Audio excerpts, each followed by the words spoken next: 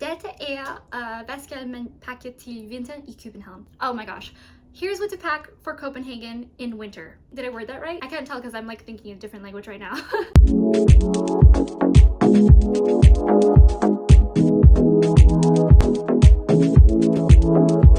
Velkommen tilbage, jeg er Gia. Mange tak for at se min channel. Jeg ved ikke på, hvordan ser man channel i dansk. Hi, my name is Gia. Thank you so much for watching. And here's what to pack for Copenhagen in winter. Part 1 is accessories. This is a practical and dressed up way to go about town. So this is, I'm going to say the practical things, and I'm also going to say the dressed up way things that are practical and that you can manage with packing, with not having to pack so many things. So this is a sustainable way to pack. This is a really easy way, practical way to pack if you want to utilize having a multi-use for one product or for one thing that you're going to bring. First thing that is very important and almost key to your trip, even especially if you like to sightsee, are accessories. First is street shoes. That means sneakers or flats. So if you're the kind of person who just wants to bring hiking boots, if you're going to go on an excursion, going to the forest, you're going to want to bring hiking boots, and you can just double them as your street shoes, but they're heavy, they're clunky, but if that's all you're going to pack and that's how all your outfits match, that's up to you. And I think hiking boots are just so sexy, so attractive, and they go well with anything, even if you're wearing a suit. But I think in Copenhagen there are so many well-dressed Northern European men and women and everybody in between. Anybody who like has a bike or is walking is still going to be dressed nicely, but they'll have like a puffer jacket over their suit or whatever it is they're wearing. They're dressed very clever, dressed very smart, usually, from my opinion. I think especially my husband's from Britain. I've dated Danish guys before. I used to live in Copenhagen for 2 years. So first thing is street shoes, sneakers, or flats. I personally use sneaker. The last time I was there, these were white.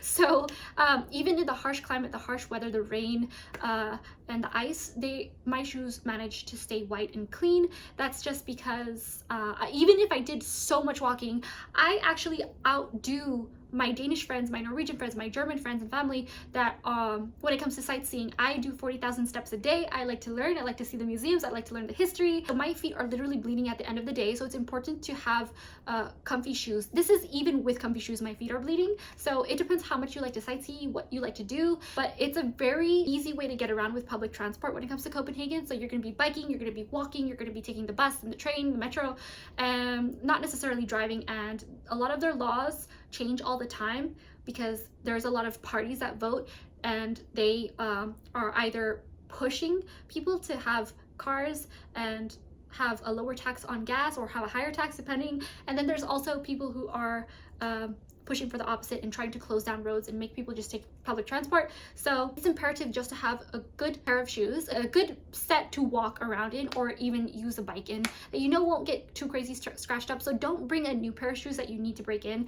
If you do, wear them around at home, walk around in them for like a couple weeks to make sure that your feet really do get used to them. I would say a month before your trip if you're a planner like me. When it comes to dress shoes for men, it's important to make sure that they don't have too much of a heel. Yes, if you have really nice pair of shoes that are custom made, custom fitted, or with like the stitched in wood bottom of the shoe, make sure that they're shoes that you are already have worn in and that the leather have already adjusted to your feet. If you're wearing just like regular old whatever dress shoes, just make sure they don't have too much of an arch. Wear insoles. There's a huge trick. The shoe jellies on the inside of your shoes. For women with high boots, it's important to have because of climate and you want to cover your feet. And I used to walk around with 4-inch heeled boots because if your feet are covered at the top, it's easier to walk in, it's easier to maneuver, and it's also easier on your health because your feet don't get cold.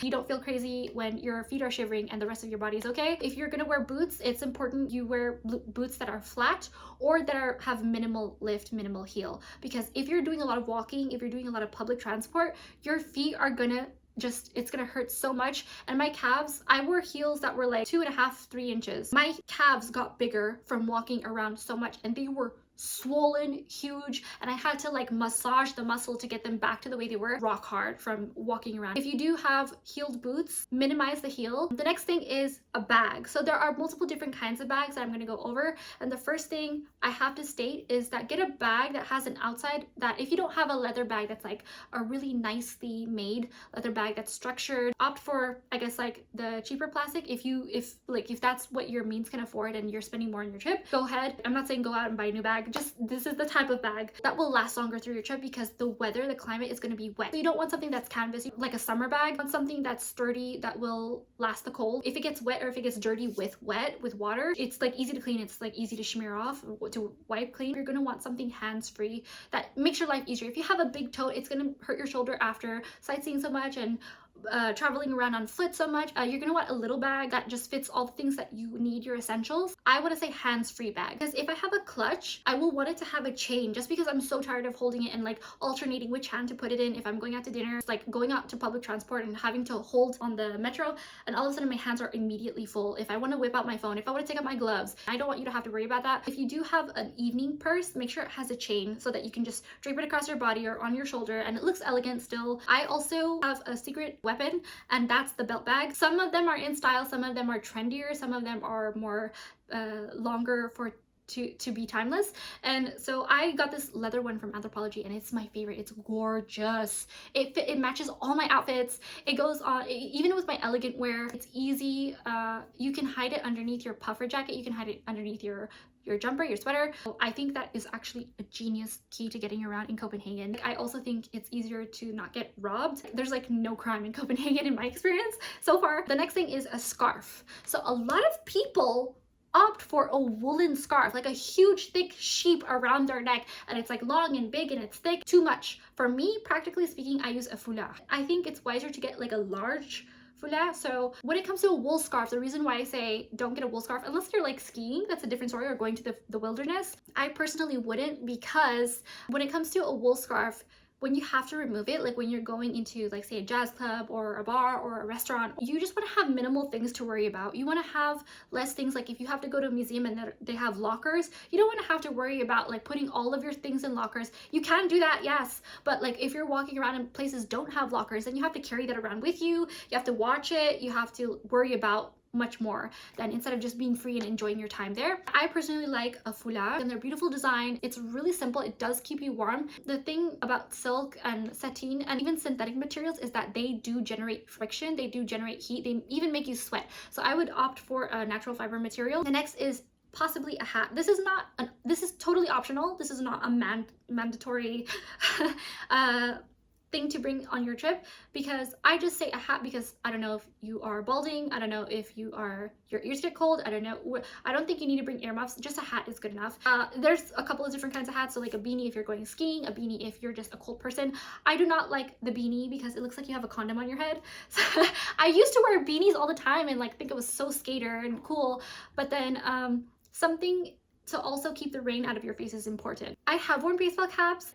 It's like not my personality, so I would wear like a cabbie hat because I think it goes with my outfits better. It looks a little bit more elegant. It really does keep the rain out of your face. I think beanies make your hair look a little bit better, but like cabbie hats, you have to like do your hair a certain style, and that's another whole other thing. So, and then the final thing for accessories is gloves. So it gets really cold, and make sure that if you have gloves that have like the tech fingers, like the thumb and the index finger, there's some that have an opening or some that just have like the touch. It distributes heat, so like when you touch your phone, it's usually heat sensor. Sends it to your phone and you can still text and use your phone instead of having to like oh yeah, in Denmark you don't wear masks, by the way. I would have to use my nose to press the camera and press start because my hands were so cold, and I didn't want to remove my gloves when it's also clean and it's fabulous. If you get a really nice pair of gloves, I have a few pairs of gloves, and I love opera gloves. These are heart. This is so cute. This is what I wear for ice skating, but gloves are just like a really chic and elegant way to get around town, even if it's just winter in Los Angeles. I live here in Los Angeles and I'm in Copenhagen half the time. But if you're going to a really unpredictable, windy, cold, dreary, gloomy place, this is perfect. Let me know if I missed anything in the comments, and be sure to subscribe because I have another video coming out really soon. I really want to keep you guys updated on this. The next is garments and clothing, so that's part 2 of what to wear and pack in Copenhagen, and then the next after that is beauty essentials and travel things that you're going to need, and they're all 7 things, which is funny how these essentials kind of lined up. So thank you so much for watching. Be sure to give this a like and share this with people that you know who need it or might want to see it, and thank you so much, and I'll see you later.